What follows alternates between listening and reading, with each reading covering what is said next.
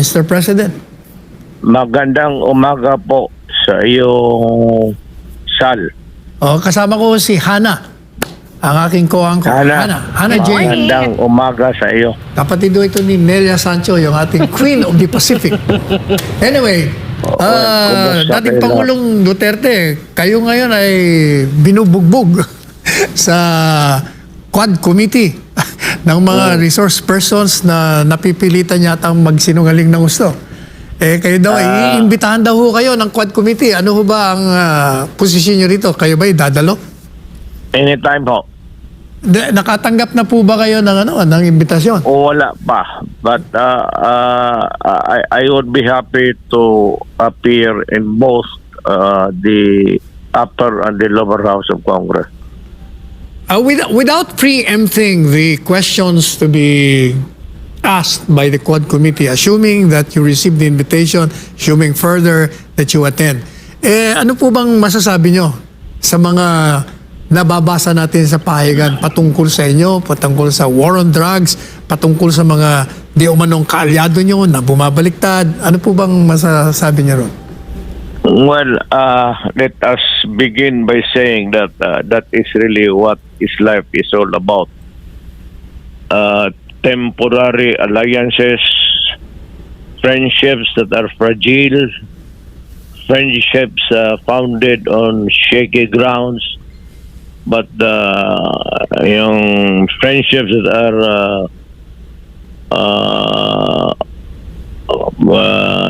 napadikit talaga sa lupa, kagaya ng pagkakaibigan natin. There are so many kinds of friendships, and so it does not really surprise me that mga bagay na ito, politiko ako mga bagay na ito at from time to time this kind of little crisis or crises would prop up, and we'll just have to deal with the problem as the way that we should deal with any problem in life. Ganun ang tingin ko, Sal. And because there are many persons already called or about to be called, or baka may mga ibang tao pa ay kung ito lang naman, it's all about me, di ako na lang. Bakit pa yung ibang tao? Ako na mismo ang tawagin nila at ibibigay ko sa kanila ang sagot na gusto nila. Yung gusto nila, hindi ko gusto. Yung gusto nila. As a matter of fact, magtanong ako sa kanila before the start of any official proceedings. Sabihin ko sa kanila, anong gusto ninyo na marinig ninyo sa bunganga ko? Ganon ang ko. So wala kayong ibibigay ko sa kanila. Bahala sila kung ano gusto naman, nyo itanong. sa kagaya ito ni Ruena, Regina Garma. Garma. Yan si Garma, laking Davao yan. Laking pulis sa Davao yan. Yan pa sila Leonardo. Marami yan silang grupo, but itong dalawa na ito, grupo ni Garma, were specifically assigned by me to take care sa droga. Yun ang totoo dyan. Ngayon, there is may marinig ka dyan sa narrative ni Garma na magkuha ka ng Iglesia ni Cristo. Alam mo ba, Sal, kung bakit? Bakit to? Alam mo bakit? Because ang Iglesia ni Cristo, may tiwala ako at alam kong may ipapatrabaho ako pati pera Yung si Leonardo ng Iglesia ni Cristo, sabi ko magkuha ka. Hindi naman kailangan na kaibigan mo yan personal. But because of the Iglesia ni Cristo, guys, maasahan mo at yung pera mo hindi masayang, hindi ibulsa at gagastuhin yan para sa project na pinapagawa mo sa kanila. Yan ang totoo. Madaling sabi, Ito Mr. na- President, yung pong pinondohan ninyo yung war on drugs, hindi yung magbibigay kayo ng pera sa mga pulis na pumatay na gaya ng sinasabi ng mga kalaban nyo. Walang pulis na papasok sa ganun. Walang gagong pulis na papasok ng ganun. Makukulong sila. Why would they accept that kind of agreement when it will later on bring their downfall? Magpayag yan sila, bigyan mo ng pera, operational funds. Pagkatapos, from time to time, tanungin ko sila, o tapos na ba? Sir, medyo kulang pa because yung iba nagpunta ng Cebu, yung iba sumibat sa Zamboanga, we have to do more follow-ups. O sabi ko, dagdagan ko yan. Yan ang sinasabi ng reward. Walang reward yan. Hindi ako magbibigay ng reward. Kung ang pinakamaano sila sa akin is pag mission accomplished, is yayain ko sila sa restaurant, magkain kami, and I congratulate them. In other words, yun ang in other words, Mr. President, yun ang pinaka-reward nila. Giving them recognition of doing their work. At saka, palainom mo yung pulis. Bilang mo dalawang boteng scotch.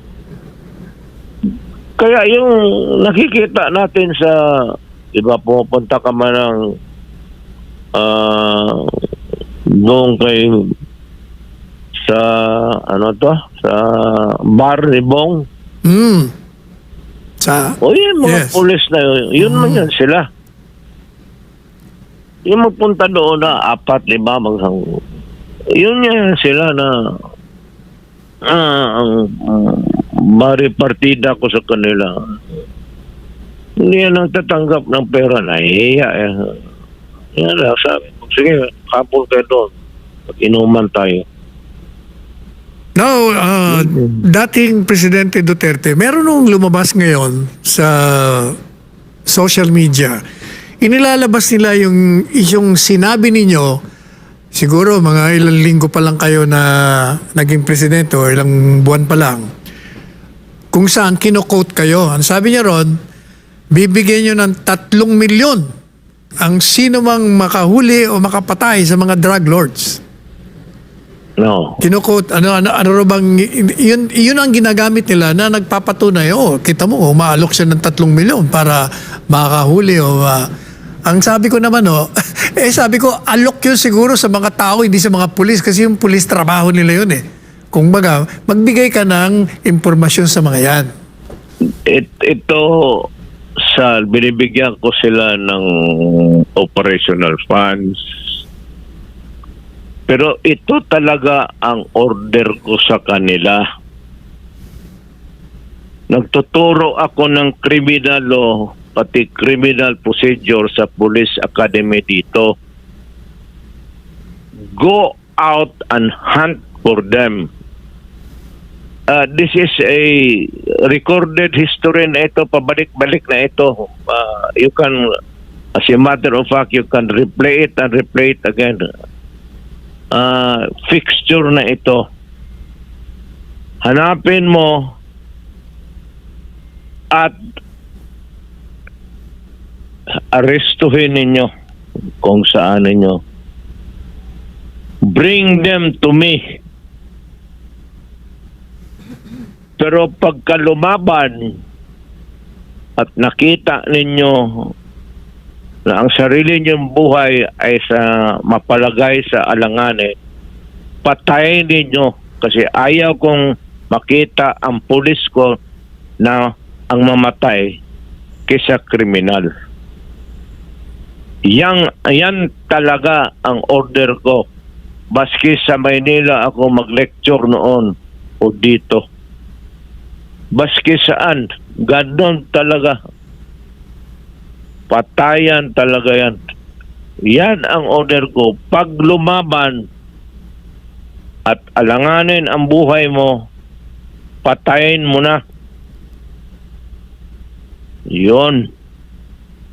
Now, former President Duterte, hindi ho mapapasinungalingan ng iyong digmaan sa illegal na droga ay naging matagumpay. Nagkaroon ng kapayapaan sa panahon ninyo. Ngayon po ba na nawala kayo sa Panguluhan, ano po bang naririnig nyo? Anong feedback nyo sa ginawa ninyong digmaan sa droga? Yun ba'y nanatili na naging mapayapa tayo o iba ang naririnig nyo ngayon? Ang problema dyan, because if I will answer the question, it would be self-serving. I would rather na yung buong badla, let the people make the proper decision. Ngayon, kung sabihin ng tao na hindi ako nakatulong sa ginawa ko, then I am willing to step down from public office permanently. Kung wala namang silbi yung ginawa ko at yung lahat na namatay at gumana naman yung there was a time na maski saan ka magpunta dito sa Pilipinas, wala namang gumagalaw sa iyo. Kasi nga, wala na yung mga gago. Pero hindi ko sinasabi na sinadya ko pinatay. Kung sabi ko nga sa mga sundalo, give them the chance to fight so that if they fight, then we would be justified in killing them, and that is one problem solved for the day. Totoo yan. So, Mr. President, inaasahan namin as soon as you receive the invitation, you will respond to it positively and you will be attending the Congressional Committee hearing. Of course, it's an institution of government. So, hindi naman ako presidente. I'm just an ordinary man, a plain citizen. And maybe because of past actuations, I was president, they might want me to clarify, answer, or explain, or whatever. I'm ready for that. Okay, di maganda ho yan. Napakagandang event. Hindi ako atras dan sa. O di sagutin ko sila lahat. Aasahan po ng taong bayan ang inyong pagdalo. These are exciting times. At marami akong sabihin sa taong bayan. Marami pong salamat, Presidente Duterte. Na-istorbo ko na kayo. Kayo pala bagong galing sa biyahe. Kami po nagpapasalamat ng marami sa inyo sa pagbibigay ng pagkakataon nito. Ako, taga Mindanao, Bisaya, pero Pilipino ako. Mahal na mahal ko ang bayan ko. Anybody, narinig mo na yan several times when I was mayor and president. I repeated and repeated it 1,000 times already. Alam na ng taong bayan, whoever wants to destroy my country, and if you will really destroy it, then I will be there to kill you. Okay. Yan ang ipagbilin ko sa tao. Papatayin talaga kita. This is my country which I can call my own. Wala akong ibang country na ipapasa ko sa mga anak ko. Puro Pilipino to eh. Hindi naman ito mga Amerikano. Mga mestizo lang to kasi ang nanay South American. This is this. Yung pagka-Pilipino ko, ibigay ko sa mga anak ko. Alright, Mr. Maraming President, salamat. marami pong salamat. Hanggang sa susunod nating pag-uusap. Thank